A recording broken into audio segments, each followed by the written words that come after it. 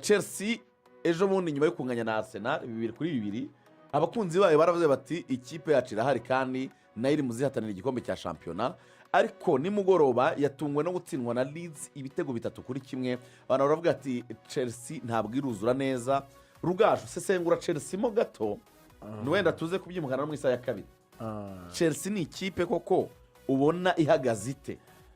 Nakunze article nziza cyane umukoreje iberi cyangwa se kwizigira cyangwa nepo mwamfasha kuyishyira mu kinyarwanda. Yego. Umunyamakuru witwa Belen Cross yafatanyije n'uwitwa Simon Johnson bahuza ibitekerezo mu buryo bw'imyandikire batanga titre imeze itya. Why do Chelsea hate each other?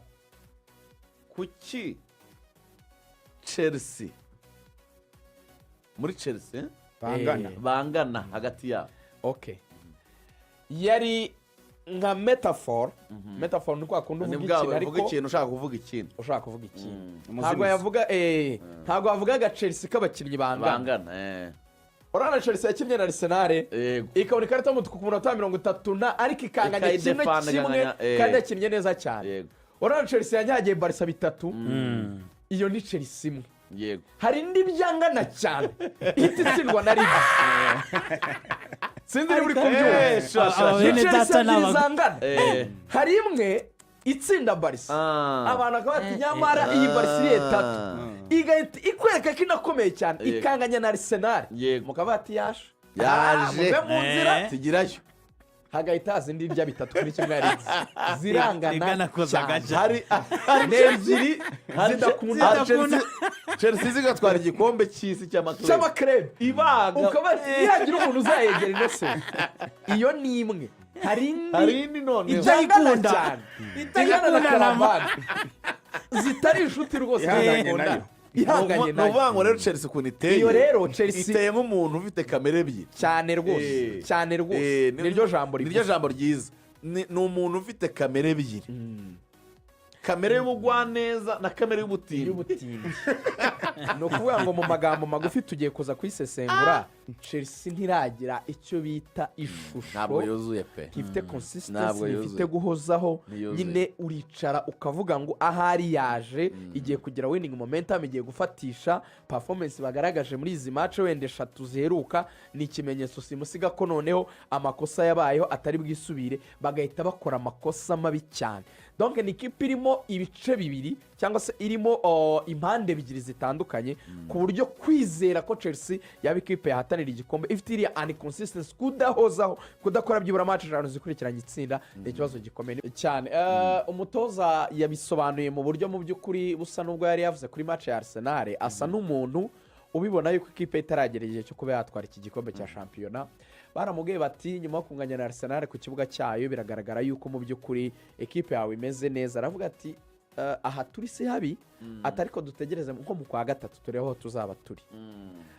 Icyatumye bivuga yashakaga gusa nuko moza kukuba ni kare kuba wakwizera yuko turi aba title contender cyangwa se twahatanira igikombe ugiye urabigeze aho turi bigeze mu kwa gatatu ariho turi hafi cyane ya Arsenal byaba bitanga icyizere. Impamvu babivugaga ni iyi muri match ejo ryakeye yakoze impinduka 5 kuri ekipe yabanjemo na Arsenal yahindemo abakinnyi 5.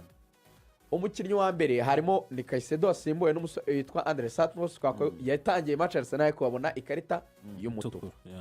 Hanyuma James Reese ndetse na Fofana yabashyize hanze. Kuki yababanje hanze? Abakinnyi abashyize hanze kubera ikibazo cyo kuba bafite records zimbi y'imvune ku buryo ngo abakinnyi bafite ubushobozi bwo gukina match buri minsi 3. Wabireba ahubwo Fofana afite imvune. Yarongera deja yaravunitse. Fofana yarongera avunika muri Wesley Fofana nta nubwo ari kuri bench. Aravuga ati rero ati hari abakinnyi tuzi bafite ibyo bibazo.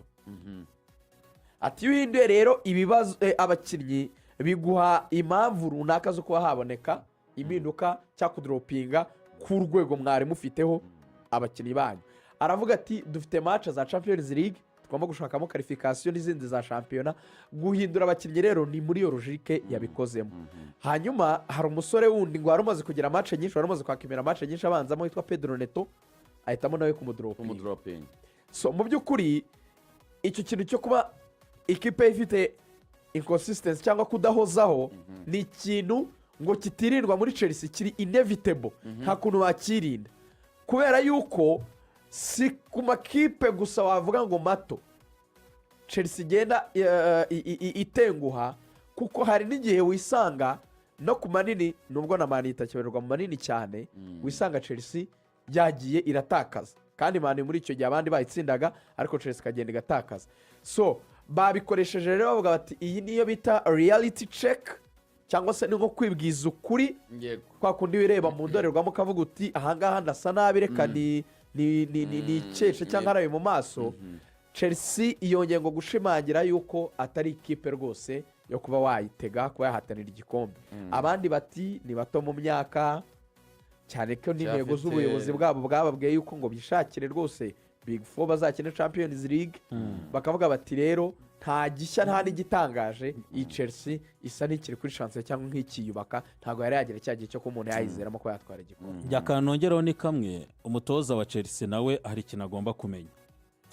Enza agomba kumenya ko ekipe niwe idepandaho. Muvuze ikintu cyo kuba abakinnyi ari bato, nibyo turabizi rwose, hari ureba muri mentality zabo ukabona ko ntago barakura. Wende baranishimira ko cya kintu cy'amakarito yabaga adasobanutse babonaga yabatukura n'umuhondo menshi yagiye agabanuka, ariko hari inshingano nyine bo badafata, nawe agomba kubimenya. Rero technically tactically baracyamudepandaho. Ari nacyo kintu umutoza wa Chelsea ajya yibeshyaho. Kuri match ya Karabag ajya kwitakaza, murabyibuka ko hari match yari yagiye atsinda. Nejo bundi turavuga iyi match yari United atakaje, yari yitwe neza kuri Arsenal na Barcelona.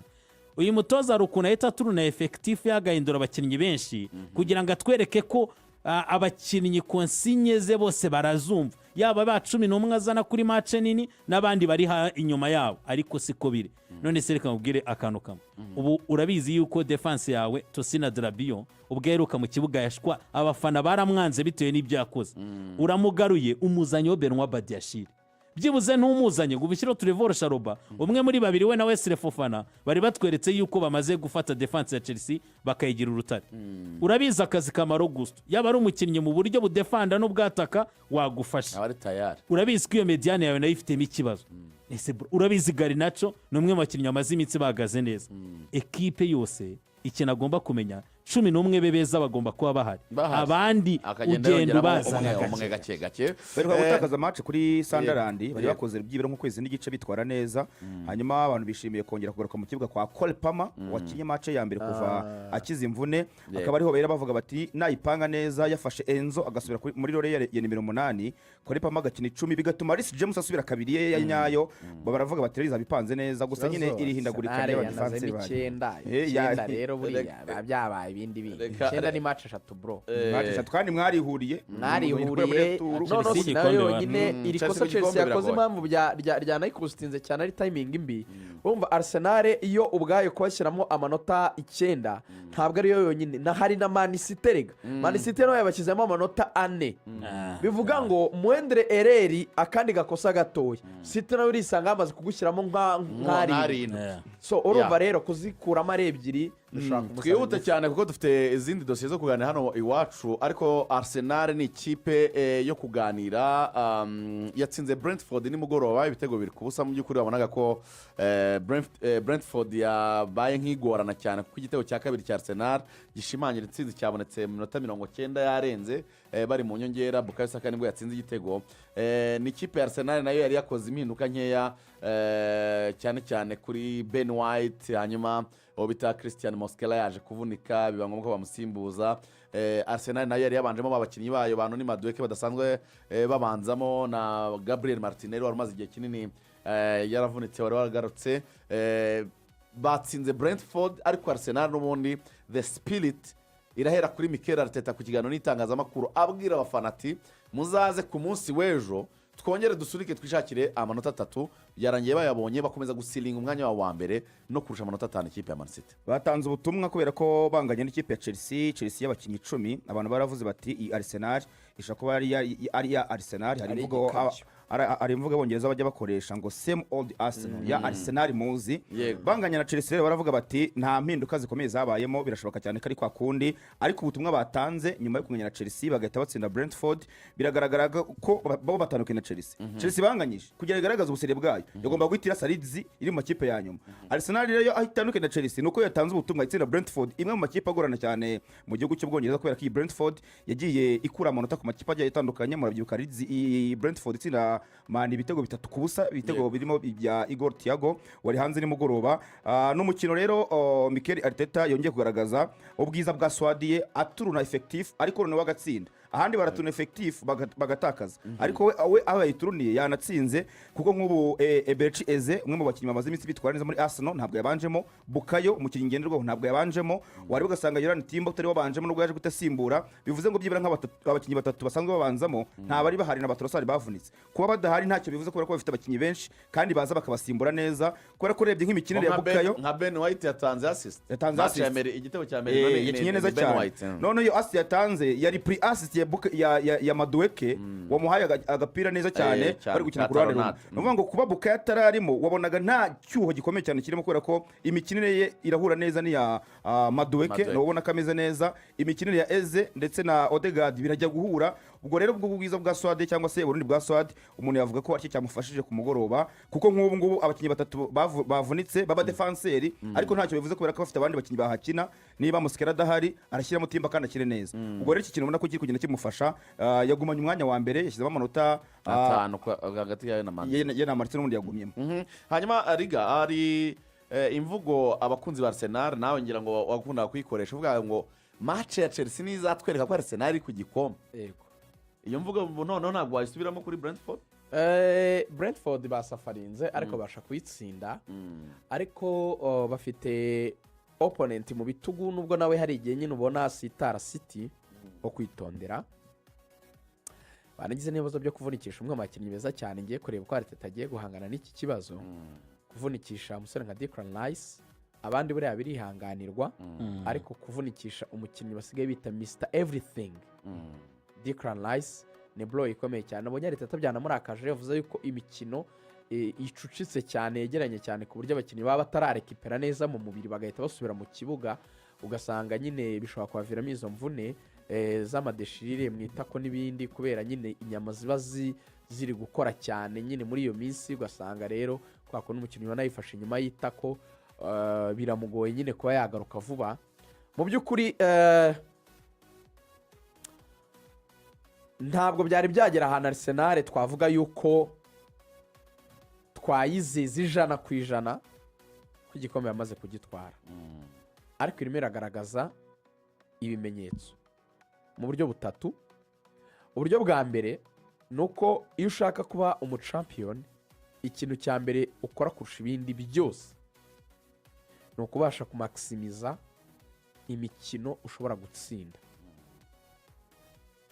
ufite imikino yo gutsinda ndayifite gitsinde icyo ni ikintu cya mbere Arsenal rero icyo kintu iri kugikora kandi neza ntabwo ku makipe mato ifite uburyo yitwara neza ku makipe manini magararandevu nabwo ntabwo ari nabi kuko niba unganya na Chelsea ukanganya na City ugatsindwa na Liverpool ugatsinda Man U ugatsinda Tottenham ni ukuvuga ngo muri soko ri top 6 eshanu zisigaye watsinze ebyiri unganya n'ebyiri utsindwa n'imwe nabyo ntibiraba biri ariko style nicyo cya kabiri barabikora gute barabikora neza kubera ko discipline yabo mu buryo bwo kugarira iracyari yayindi ikipe itinjizwa sofa nimaze kwinjizwa bike nubwo mu kwinjiza City iyiri imbere ariko nabwo ya kabiri umvi statistique ishimangira ibyo vuga Arsenal's record at the Emirates muri Emirates honyine iyo bakeneye mu rugo across all competitions muri competitions zose barimo bamaze gutsinda imikino 10 wins 1 draw 0 loss bamaze gutsinda imikino 10 ego banganyije umwe ego nta numwe baratsinda bivuga ngo home records nayo ni ikindi kiyongereyeho kikwereka yuko bahagaze neza 3 goals conceded binjijwe 3 gusa 8 clean sheets bagize clean sheet 8 bari mu mikino rugo 10. Yego. so birakwereka ko ni ikipe ibasha kumaximiza iyo iri mu rugo. That's a very good analysis rwose. Ariko na away twabibonye ko atari mbi cyane dukurikije imibare ifite. Style rero nicyo twavugaga, style yabo ibaha uburyo bwo kuba batinjizwa ariko bo bakabasha kwinjiza. Twabivuze ko Brentford yagerageje kubashakamo igitego cyo kugombora, abagira uko kwihangana n'izo mune bagiye bagera ariko bararesista kugera babonye igitego ku munota wa nyuma cya kabiri cy'insinzi. Navuga yuko icyo ni kizi cya nyuma ni squad yabo ibaha ibisubizo imbere yaragihereyeho. Uko Arsenal ikina yakabaye ari ikipe mu by'ukuri twavuga ngo mu gihe kiri imbere izagereho urwego rugwe, kubera ko wavuga ngo ihora ikoresha abakinnyi bamwe byayigora, cyangwa se ihindura 2-3 ukabona ibaye ikibazo, zaba ari ingorane zikomeye. Nibyo Chelsea umutoza yaramaze kutubwira mu kanya ati dufite uburyo duhindura abakinnyi urwego rugatandukana, kandi ntibahora bajya mu kibuga bonyine ko baravunika. So muri iki gihe rero navuga nti ese bavunikisha Saliba na Magalhaes bigenda gute? Baravunitse, Mosquera akina na Hikapi batsinze. Ese ko Mosquera yaje kuvamo ariko Timbaza agakina mu tuma defense na Calafiori yahakina, Mosquera akajya kuri 3. Hari iki kintu cyo kuba bafite effective nini ibaye ibisubizo bitandukanye. Nkeneye kureba uko baza kwitwara muri no weekend badafite Declan Rice. Ni ikintu cyo kureba kabisa. Ni test. Amplis Arsenal rero biri kwa muri weekend Aston Villa muri lunchtime. Aston Villa one of the biggest challenge muri Premier League. Nakunze mentality ya ituruka inyuma yishyura Brighton 4. Ugomba gutinya Aston Villa kuko ni ya gatatu muri Premier League. Ikamaze gutsinda ibitego 27 ifite 27 ikeneye gutsinda ikagera 30 Arsenal yakirusha 3 gusa kandi bari kwa Aston Villa. Iyi ni match capitale kuri Arsenal yideprashije ifite imvune z'abaki players benshi. Nshuti zanjye, 8:30 iyi kipe ya Arsenal nishobora kuva kwa Aston Villa, mbibabwire nishobora gutsinda Aston Villa 8:30 kuri wa gatandatu, muzavuge muti iyi ngiyi iragitwaye. Muzayamanike none bikagira Mikel Merino. Subiza aka kantu Mikel Merino w'ibitego 29 amaze kugeramo uruhare 22 na assist 7. Ubwo nawe n'undi mukinnyi Arteta yivumbure yazajya akoresha mu kwishakira ibisubizo mu ivunika ry'abataka. Uyu mukinnyi amaze gutsinda ibitego byinshi by'umutwe mu Bwongereza. Iburayi twasoreze kuri akantu Liverpool ntabwo yabashe gutsinda umukino wayo, yanganyije igitego 1-1. Florian Wirtz yari yitwaye neza cyane, igitego abantu bari bazi ko ariwe wagitsinze rwose, ariko basanga habaye deflection. Premier League rwose yabyanditse nijoro ivuga ati igitego si icye, ni cya Mukiele, ni on goal ya Mukiele. Nordi Mukiele bapimye basanga umupira ntabwo wari kujya mu izamu, wari kujya hanze. Urumva Liverpool yibereye ku mwanya wa 8 n'amanota 22 rwose, nta gitego izigamye, nta n'umwenda ifite. Uzi ko Liverpool ya match banganyije niyo match ya mbere banganyije muri Premier League. Ushaka kugira ngo wenda izindi barazitsinzwe, ahubwo icyo bivuze barazitsinzwe, bavuga ngo bafite amanota make kandi batarigeze banganya, bari banganyije bwa mbere. Mutoza Nesiroti wenda we nta nubwo tubitindaho, ikintu cyabaye ubushize tugisesengura hano icyo kikigaruka. Nibyo ushaka gupanga abakinnyi bawe neza uko ubyumva, ariko se umukino mu gihe uri kugenda uhinduka wowe uragendana nawo. Urumva iyi ekipe ku mugoroba yari yongeye kudropinga Sara mushyira kuri bench, nibyo afata Cody Gakpo amujyana mu mwanya we, afata Florian Wirtz amusubiza ruguru kugira ngo Makalista akomeze atize imbaraga z'umubiri Gravenberch muri cya gihe bageze muri ayo maduel akeneye wa muntu w'imbaraga ko bakinaga na Sunderland. Yaba abasore bafite condition physique iri hejuru, bafite imbaraga z'umubiri usanga mu maduel baba bita bakarame, ukagira Soboziara nayo ushobora kuba yayobora tempo y'umukino, ariko akagira na Wirtz ari gushyira ku ruhande kugira ngo arebe ko yayobora uwo mukino. Ariko ikintu kimwe gikomeje kumugora ni uburyo bw'imisimburize bro. Ikintu cyo kugendana n'umukino kiri kwanga. Urumva uzanye Sara arasanga Isaac na Wirtz niba abakinnyi ari ikintu Rigane yavuze gikomeye cyane kuri Real Madrid, avuga ngo wo create y'abakinnyi uzi ko iyo kenshi azanye abakinnyi mu gusimbuza, uravuga ngo ufite abakinnyi wumva ukeneye mu gihe uri bushaka gutsinda nibyo mufite umupira, ariko se muri cya gihe uvuga ngo urashaka baro, ko mu Bwongereza icyo kintu kigomba kumenya ko ukenera kuba na mwiza ushaka baro urayihiga. Abantu ukabona ekipe isibura balance, zanye ba Curtis Jones uvanyemo Joe Gomez mu buryo budefend, urumva ekipe nabwo urayirangaje. Ni atari Liverpool cyane. So anyway, hari umuntu warumwe ngo